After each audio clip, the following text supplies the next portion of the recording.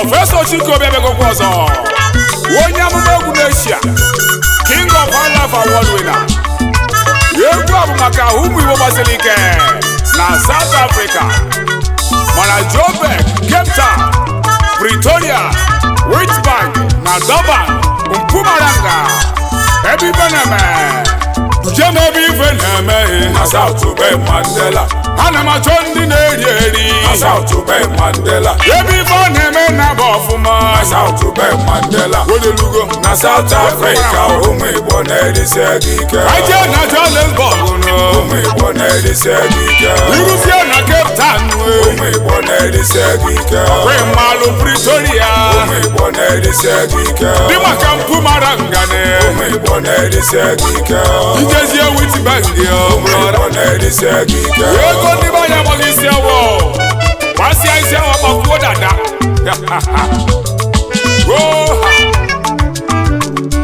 otu egwu nwa prọfesọ nyamụma egwu na-Asia na mụbịa na South ka mbụ amụma egwu nwaka obodo n'ụlọ na ntị onye amụma egwu na South erurubu na South Africa n'ụwa ndị Igbo erikanel mana Igbo niile bi na South Africa na o nwere ndị bi South bisi ya ike obodo maliba amali ndị ori ego n'ụkọ ego na South Africa obodo ekwego mmanwụ n'aka n'akpọ ozikwa ndị ego gbara isi awọ ego gbara isi awọ kpakwuo dada ndị na-enye m ego na bọndụ ndebụ na-agwa gị ife enwe bụ ndị ụmụ Igbo ji wee bili ọfụma na South Africa ndị nnekwu ego otiegwu nwa prọfesọ ụmụ ọnwa eji umeju anụ na akwụkwọ nri agwọrụ ede unu na-elisi ego ike n'obodo ndị irufa bụ ọrụ ndị afafa bụ ọrụ okwu ọnụ fa bụ nnekwu ego n'ọkwa ndị gwutere usiki owu ndị eji okpukpu anụ na ekpere achọ na mba fachọ na South Africa n'oge ọnụmehu ndị butelu nnekwu ike n'obodo Mandela ndị oke osisi dị ezo ezo ndị enyi ka enyi gọva ka nchọbịa na South Africa gezienụ ntị ka n'ụlọ ndị bụ ndị obodo amalugo mmanwụ King of High Life na-abịa ebe onye ka ị na-eme oro na-agwa wọsi anaghị enwere ọzọ onu onye ka ya kọsali nlegelege gbuesu ma ya na-esu gị anyị n'ọkpa wee narue ụlọ bịa n'oke Igba ka ntị ibe nya bụ egwu asobonjo jem ebe ife na-emeghe na South Bay Mandela ana m achọ ndị na-eri eri na South Bay Mandela ebe ife ọ na-eme na bụ ọfụma na South Bay Mandela Odelugo na South Africa ụmụ Igbo na-erisi ego ike aje na Johannesburg na ụmụ Igbo na-erisi ego ike irusie na Cape Town ụmụ Igbo na-erisi ego ike Mmalụ Pretoria ụmụ Igbo na-erisi ego ike dị maka Mpumalanga ụmụ Igbo na-erisi ego ike ijezie Witbank ọkwa ndị nnekwu onye ka anyị na-ekwu ọba ka anyị na-eju aba ndị na-elisi ego ndị gọba gbara isi awọ na ndị nnekwu ego na ndị nnekwu ike na South Africa ọnụnụ ekene m nue Chiko bi nwa bụ Igba bịa ọhịa m gene oya kaide wedide sobiya right Igba meke na nnukwu mmanwụ n'ụwa m ji aba mba ọgaranya nwude Chifu Jideofor Christian Ekwa nwa nwere mmadụ bịa kenele ọdawaloji wọpụta obi one of Igboland oji ọfọ ala mmiri na Nando odogwu oyili na nwanyị mba kiyo onume kene ọgaranya na-ekwe mmanwụ n'aka na Vice Chairman Ultimate Friends Club Western Cape na South Africa kenelu ụmụ lọlọ gị lọlọ Dumisi Jidọfọ ebube ụmụ nwanyị ga-adịlịlị iyori obi dị ka na-akpọ ọnụ ya ọpụta obi ya ọdọwara ọjị na South Africa udogwu ji ọfọ ala mmiri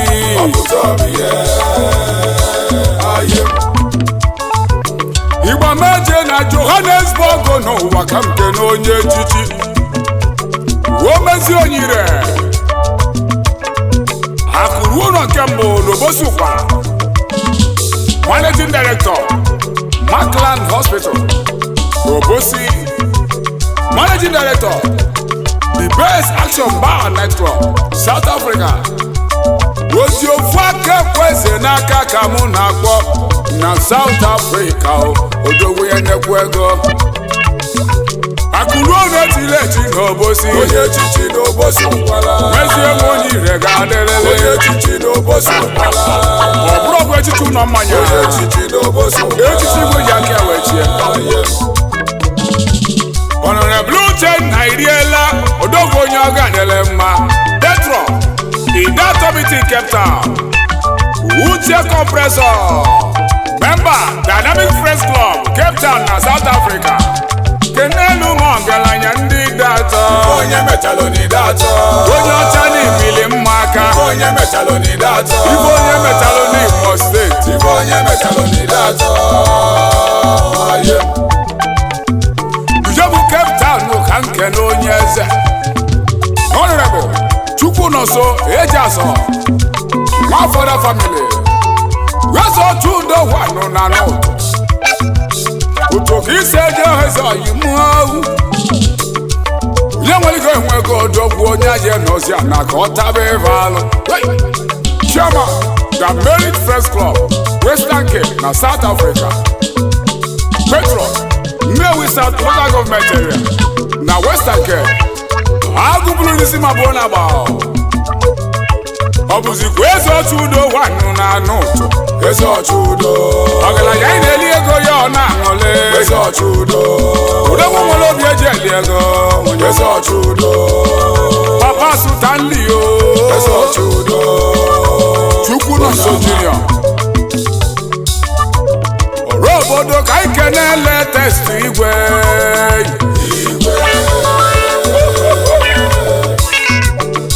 Omekago na Mpumalanga, South Africa.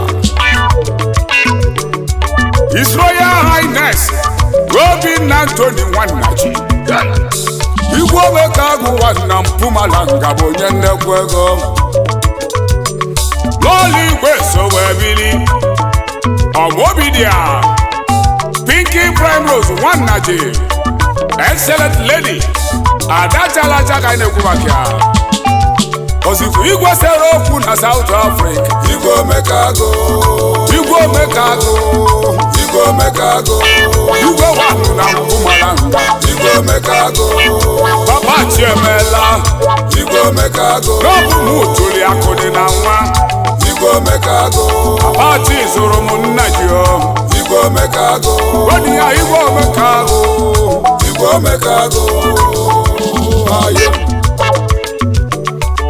anyị je Western Cape nke n'odogwu Honorable Vincent Onyemechi Nzekweyi ọ zụrụ ụmụ ogbenye n'isi ụkwụ atọ onye ọma n'isobili Chairman Golden Bay Properties Nigeria Limited President General Abia State niile na South Africa niile gbaa gburugburu onye ndu Abia State Union Western Cape na South Africa Isofamuse weji aga mbodogwu n'isi ụkwụ atọ ise n'isobili oyemu kenele bụ nwanyị ọma iji eje onye ọgadịrị mma onye ọcha nwanyị Lady Beatrice anaghị ozekwe Ugodie nwayọ ma Lọlị Senise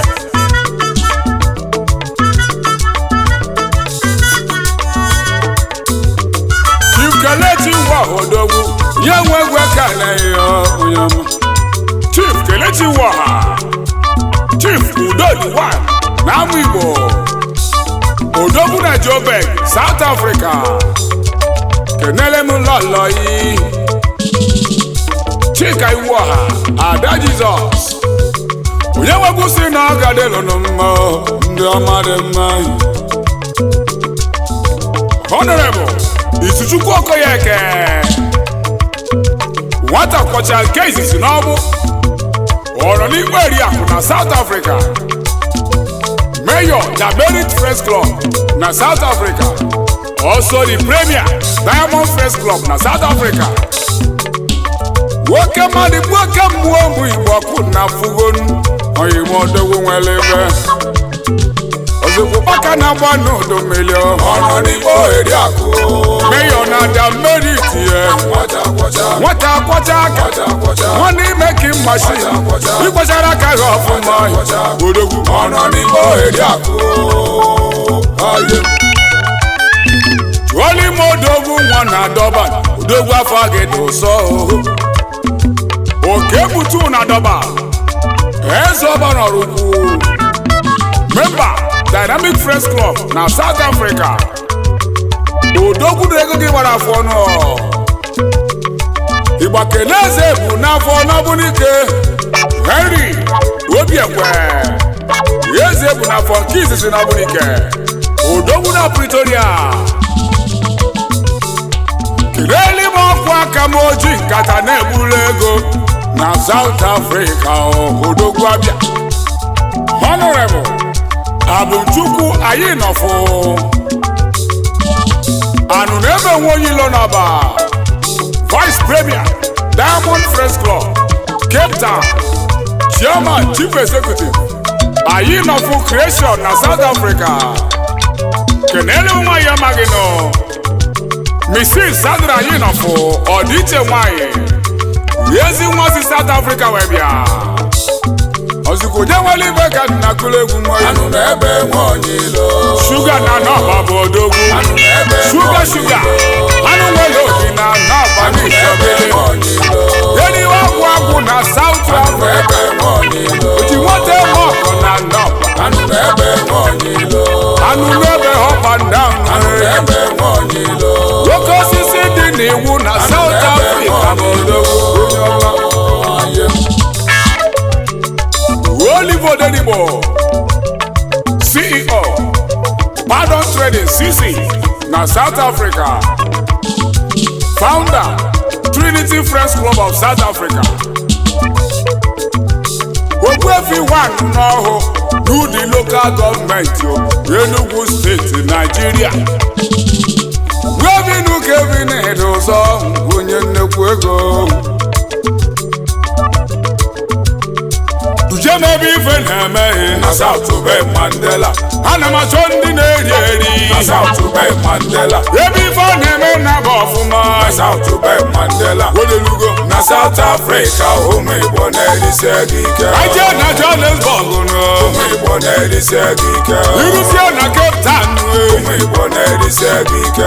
Mmalụ Pretoria ụmụ Igbo na-erisi ego ike. Oniye Aije Yeboke Igbo aka nke n'odogwu akwụnara tugo. Honorable Prince Chukwujegwu Chigozie eze ọnwụka ezi nwa Batulomi na Grace mụchara amụcha. Ọkọ na-awụ ezi m ụzọ ezi na-efite Nnewi South ka isi eje odogwu okwu lọra oyama akwụnara tugo ezi na-efite Nnewi South. Ọkụ eje mba bụ odogwu.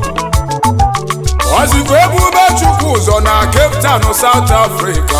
Odogwu nnekwu nwa obereze nwa fada na Cape Town. Ukwulọra ndị Igbo na South Africa. International MCO nwoke ka nwanyị mma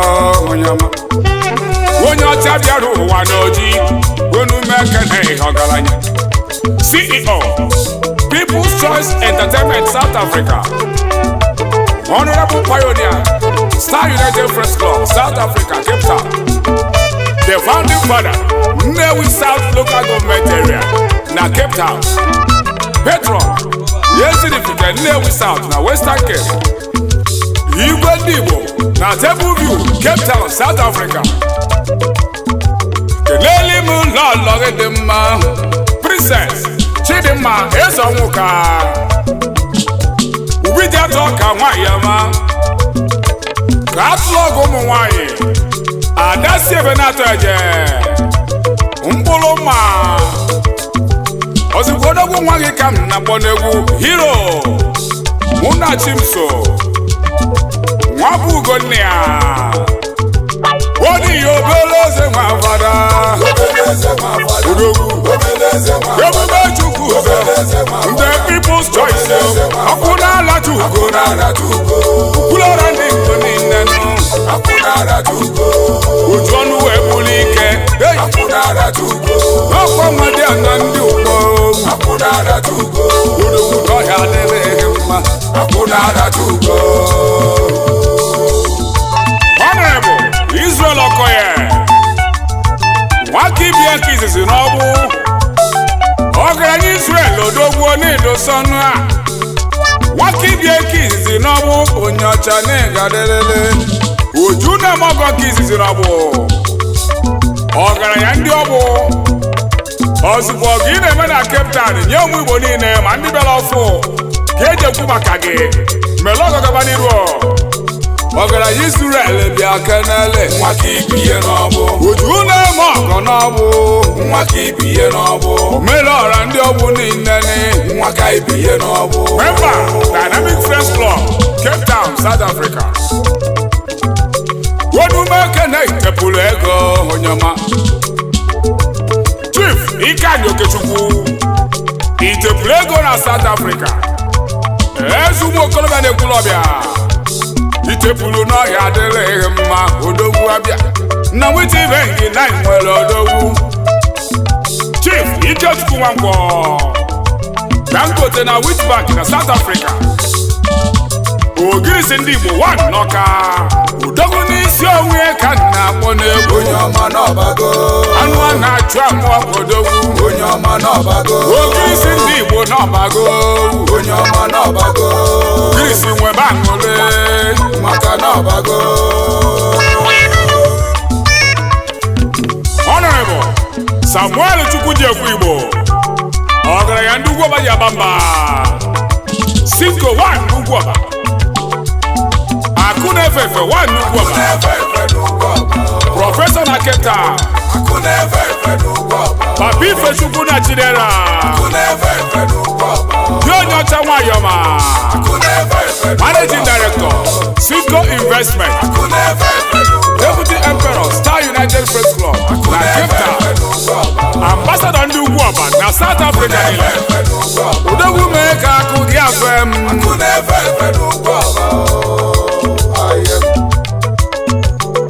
Uchechukwu Eze Sobili onye ọma na-edosọnụ the blessed Atanda Mayor ndị Igbo niile mmiri enwilo nkizizi n'aka ọkwa nna m oso ndị nna Double Vice Chairman Traders Union and the Dato Union Western Cape, South Africa. Vice Chairman Dynamic Friends Club nna m oso na-ekene mi nwoke mmadụ ala na-ekwu asị m n'ọhịa adịrịghị mma odogwu Atanda Mayor anyị jenu Nnewi ije zụta odogwu aka ebuchi ọnwa Honorable Kenneth Nwezumara odogwu abịa aka ebuchi ọnwa na Nnewi the Warrior Dynamic Friends Club, South Africa. Onye Chukwu mere iboma n'ụwa niile na-eti mkpu ụbọchị ịgbara akwụkwọ na Nnewi n'ọdịka na-eme crusade mmadụ akarịa oriri akarịa obodo wee kwelu n'ịbụ Warrior Nnewi adịme mmanụ Polinu Usobiora Mmalukwe nwa Mmalukwe na Akweze ezi akụ abata na Akweze Papa Ejima Chairman Ultimate Friends Club Western Cape Iwo na-achọ Papa Ejima Mmalukwe Papa Ejima Mmalukwe na Akweze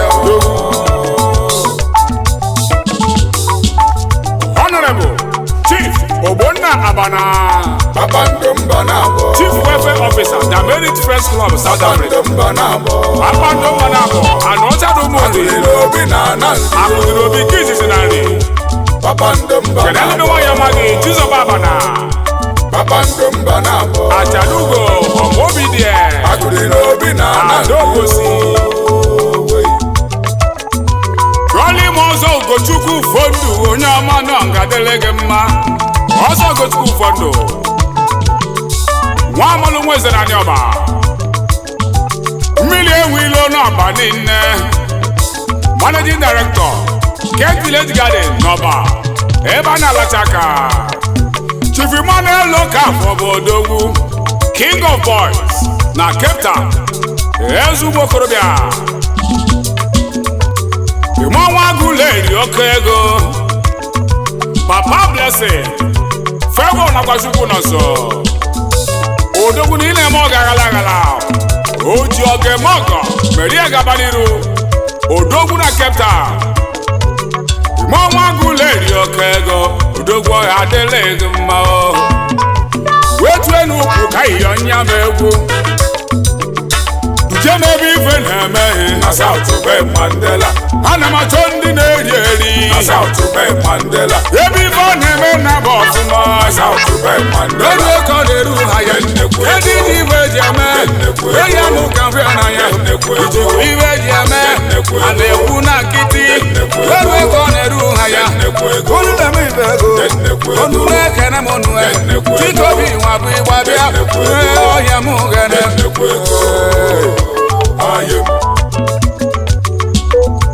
N'azị aka anyị na-abatazinụ ka ikere mmadụ dị ka Arize Chukwu, Chinetugo One Nazia, Emperor, Star United Friends Club, Western Cape, Yano Loziakia, Mrs. Vivian Chukwu, Ugo Bola, Okwo na South Africa ka na-achụ ego Odogwu Chinetugo Nazia. Nye m oke ịgba ka m kele onye nnekwu ego. Nike baby, Honorable Chukwuebuka Ilokwube, obere nwa Chukwu tere udo ego, omere ọgọ na-agaghalị. The youngest of our brothers, Nike na South Africa. Nike baby n'ira ka enyi nụ. Chukwu tere gị udo ego. Polisi etego gị udo ego. Nike na-ego ga-erika. Odogwu ego ga-erika nne ọgaranya. Chukwu tere gị udo ego. Odogwu mere ọgọ gaba n'iru. Nike na-ego ga-erika. Jidekwa ka idio. Onye ka Ifechukwu Johnson onye ọma na-edosọnụ. Johansson kpọ. Eze a na-eche nwanna n'ụgbọ. Vice Chairman Ụgbọ Improvement Union na Cape Town, South Africa. Johansson na South Africa. Odogwu na Somerset, Cape Town. Nweke na Odogwu. Eze a na-eche. Eze a na-eche. Eze a na-eche. O jide onye nwanne Eze ya. a na-eche. Odogwu na n'ụgbọ. Odogwu na n'ụgbọ. Isi m kelere gị, ezi nwa dị ana gị, akwụ na aratugo. Kedu maka Odogwu gị na-emeka ife ọnụ? Ọkwa aka ya. N'ezie anya chi bụ ụzọ Odogwu n'isobili. Pardon na Somerset yo. Chi nwata kwa akụ ejila eji n'ogidi. Si nwata kwa akụ. Nwanne dị na mba ka iziri ezi n'ipite ndị wasa. Pardon na Somerset yo. Si nwata kwa akụ. Odogwu ife nwanne na-emetụ n'obu. Si nwata kwa akụ. N'enwede n'Igbo ka m na-agbọ n'egwu. Honorable Ebubechukwu Ibabuchi, nwa Bishop Obunechedo n'Ọba, Ọba Favorite Son, Assistant Secretary, The Merit Friends Club, South Africa, Financial Secretary, Diamond Friends Club, and Western Cape, PRO, OPU Western Cape, CEO, Dudu's Night Club, Cape Town, ebe a na-alacha ka nwata Achalu Oliakụ nwonye ọba onye ọma ọbụ na-eche ndụ nwa bishọp na-edo ụsọ na-esobere Achalu Olie ọbụ na-eche ndụ Achalu Olie onye ọma ọbụ na-eche ndụ Radio Daily bụ ọkangodo gwabịa Honorable Kasmel Ejikeme Ikejiobi nwa Jerome Azukego Ikejiobi na n'ụtụ ọka ọbụlụzọ nwa n'ụtụ ya na Oriakụ ya Blessing na maka Ikejiobi the Lord na Cape Town Odogwu Dr. Kumba na Cape Town Odogwu Abia Managing Director Kumba's Night Club Ebe Nlọta dị oke Executive Officer Kakas Entertainment South Africa PTY Limited Ozikwa Vice Chairman Nnewi South na Western Cape Odogwu Abia Ologwu ni Basilike Aijeba na Okija Jesu Odogwu Osisi ọma na mịta mkpụrụ ọma Chief Vitus Nwabueze Villaman Obiakene osisi ọma na Okija Anụ nwere obi na South Africa osisi ọma na Okija Osisi ọma gị na mịta mkpụrụ osisi ọma ọma na Okija Chairman n'ihe ala local government na South Africa Osisi ọma na Okija osisi ọma na Okija CEO Volmark Investment osisi ọma na Okija Osisi ọma na mịta mkpụrụ ọma osisi ọma na Okija Ka ijebe mgbapụ ọka Jesu Odogwu Chibụzọ Siliba ọha nwa osisi ego na mgbakwu abọgwụ n'Ọka osisi ego na Somerset South Africa ejikọ m katabi kpọrọ ego n'ukwu osisi ego nụ Prince Chukwumo onye mwenu eji m ụdọ na South Odogwu Abia Ichie nwati na-emelu onye ọgadịlị mma na-ekene mi nwa gbalụ ngada bụ elu chi ya efi na ọgadịlị gị mma Enugwu kwuru mụrụ ka iseje Odogwu na Jobel ka nje na n'ọbụ Jesu Odogwu ọgaranya n'ọbụ Ifeanyi Ebe ihe mebe onye nwa n'ọbụ ọkwado ifemeghị malife Adeokwu ekwunu Chairman Ọbụ Progressive Union na South Africa Ozigbo Obosi ụkwala ka m na-ejezi ije egwu ma na-akpụgharị ebe m Honorable Kenneth Obeluneze Okolo CEO Obeluneze Holdings Nigeria/South Africa Igwe ego na South Africa n'ụwa na-ekene mi ngalaya bụ Odogwu Abia nwa Obosi ụkwala Chairman Idemili North and South Western Cape na South Africa Igba na-achọkwa ije ego Honorable Uchenna Nwagbo ije ego na Cape Town ije ego na Ofuobi Odogwu n'Idato Imo State ka iseje Member Star United Friends Club na Cape Town South Africa Keneli Mojo Faka Kenese na ọzọ ukwu ọma kpọrọ ndị ọzọ obodo Gentleman na ọzọ bụrụ nne ara na-azụ mma Honorable Chief Kingsley Paul Ikwu ukwu ọma kpọrọ ndị ọzọ bụrụ na South Africa The Gentleman Chairman Managing Director Liquomet Bottle Shop Western Cape ukwu ọma kpọrọ ndị ọzọ obodo Kingsley ọzọ bụrụ Odogwu Abia ara na-azụ mma ara na-azụ nwa na Cape Town Odogwu ọ ga-adịrị gị mma mgbake na Odogwu ukwu ọma kpọrọ ndị ọzọ obodo Gentleman ọzọ bụrụ nne ara na-azụ mma ka nje weti banki ka nzute Odogwu Ọkagbagba Chijiokokokwọ Mbolo na South Africa CEO African Village na Witbank ebe ife na-eme rie bụ oke Igbo aka nke na obute Honorable Chinemeze Adieme keneli bụ nwanyị ọma gị asa mma nwanyị ọma o Mrs. Chizoba Adieme obute okelu ọra bụ Odogwu obute okelu ọra obute okelu ụmụnne ya obute okelu ọra onye hiti na Somerset Igbo odogwu abịa echi kọkanụ meso ebido ọkanụ me na Cape Town South Africa odogwu adịghị ụkwụ n'ụmụ nri ka isi eje na njikọ ọka lokal gọọmenti Anambra ọkanụ me na ọ gadele gị mma odogwu onye nnekwu ego Honorable Emeka Edwin Ikezue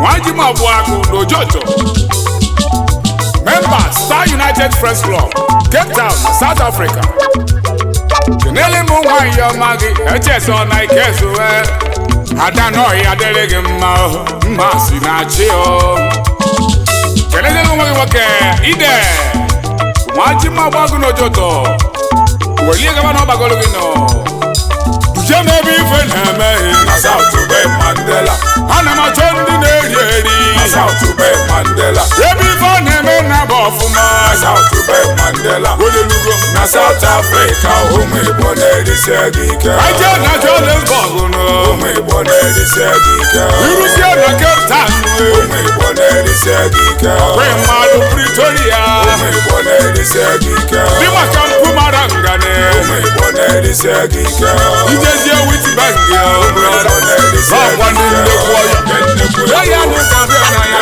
ajụrụ ihe eji eme a na-ekwu na nkịtị wee ego na-eru ha ya